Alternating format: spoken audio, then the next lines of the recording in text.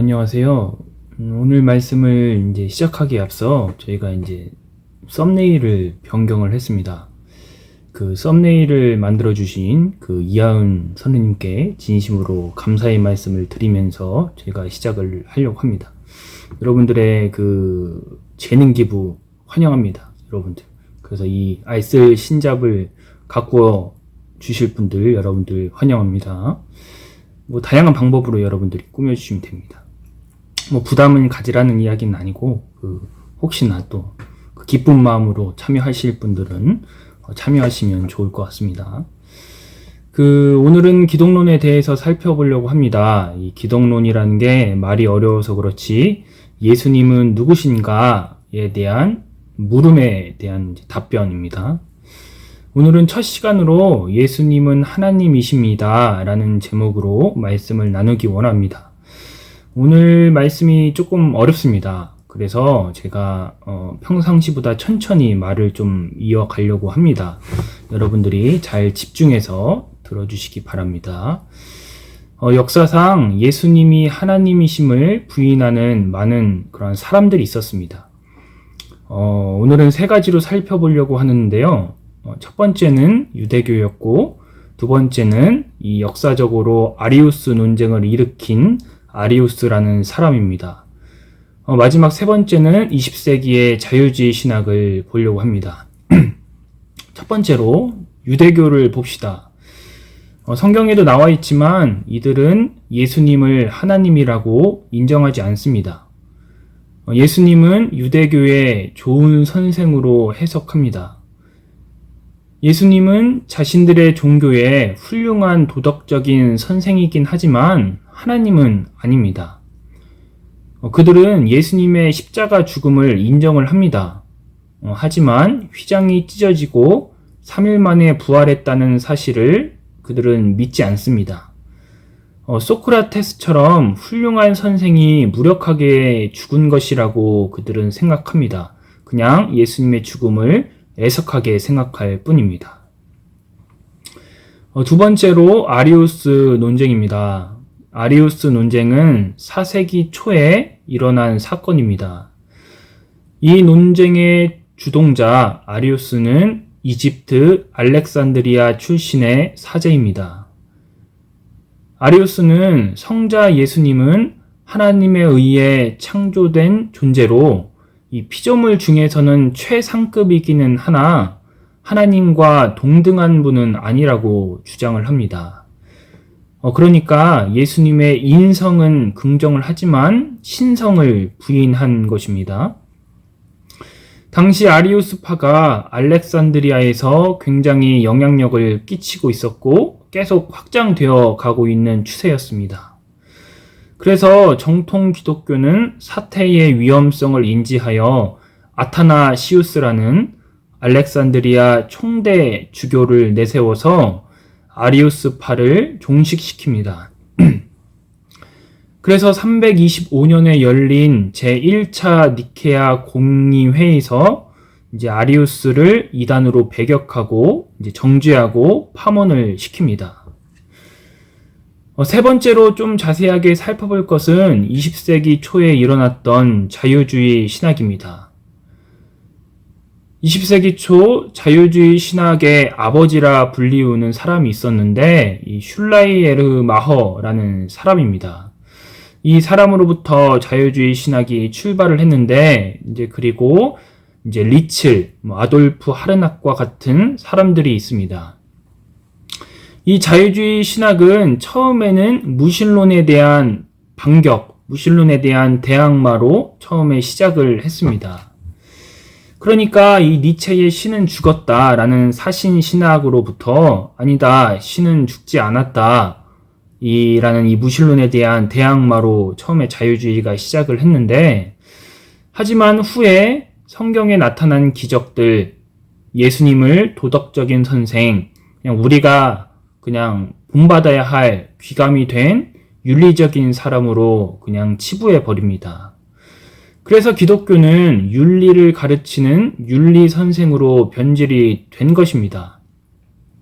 예수님은 좋은 선생, 공자나 석가모니와 같은 성인 이므로 이제 우리가 훌륭한 사람으로 인정을 하지만 하나님은 아니다라고 그들은 이야기를 한 것입니다. 이 자유주의 신학이 대세로 흐를 때 기독교를 구출한 사람이 있습니다. 그는 바로 칼 바르트라는 사람입니다.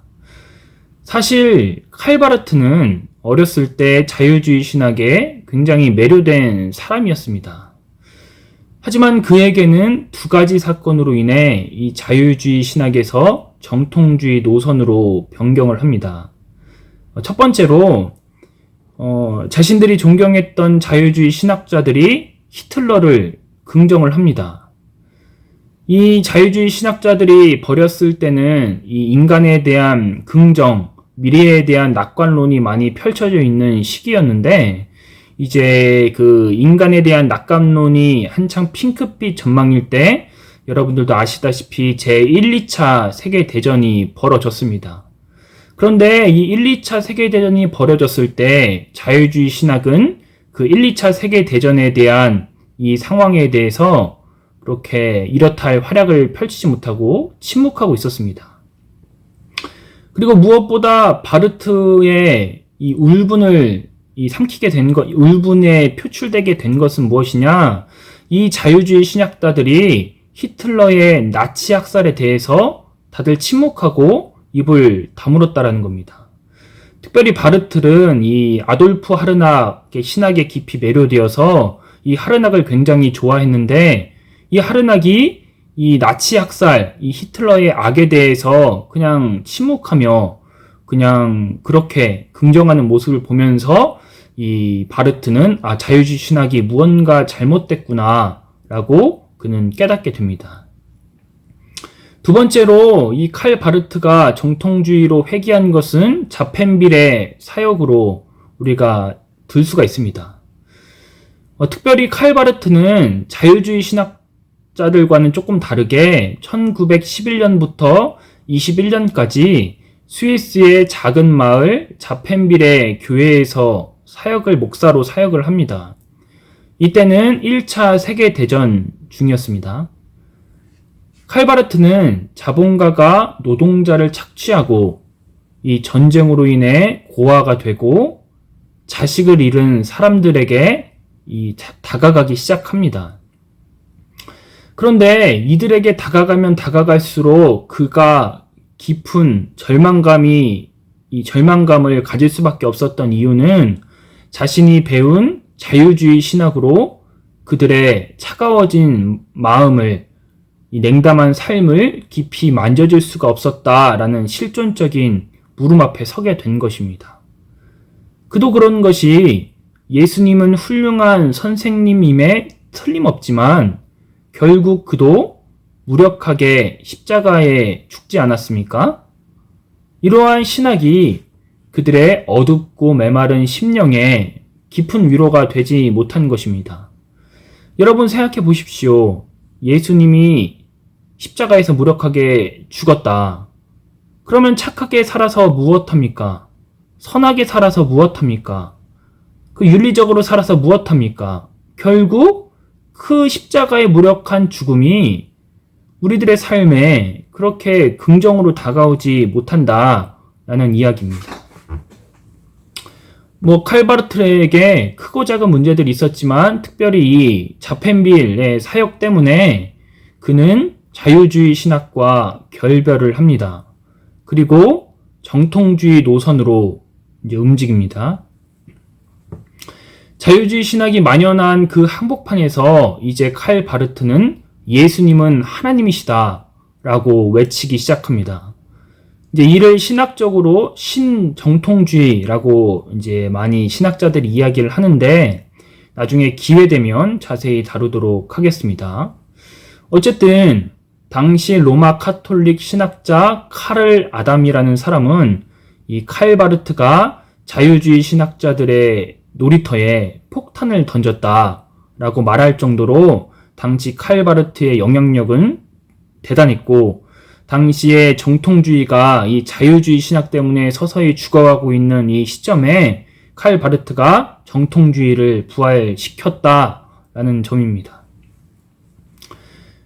자유주의 신학자들은 이 무신론에 대항하기 위해서 성경의 기적을 삭제하고 예수님을 윤리적인 선생으로 변경시켜서 시대의 대안으로 내놓았습니다. 하지만 그것이 1, 2차 세계대전의 암울한 상황 속에서 사람들의 마음을 매만질 수 없었습니다. 우리가 이를 통해 보건대 결국 올바른 신앙만이 사람을 살릴 수가 있다라는 이야기입니다. 우리가 마지막으로 요한복음 1장 1절에서 2절 말씀 읽고 마칩니다. 태초에 말씀이 계시니라. 이 말씀이 하나님과 함께 계셨으니 이 말씀은 곧 하나님이시라. 그가 태초에 하나님과 함께 계셨고, 이 말씀처럼 예수님은 하나님이십니다. 여러분들이 이번 한 주 사시면서 이 사실을 늘 묵상하며 살아갈 수 있는 저와 여러분들이 되시기 바랍니다. 그럼 또 다음 주에 뵙겠습니다.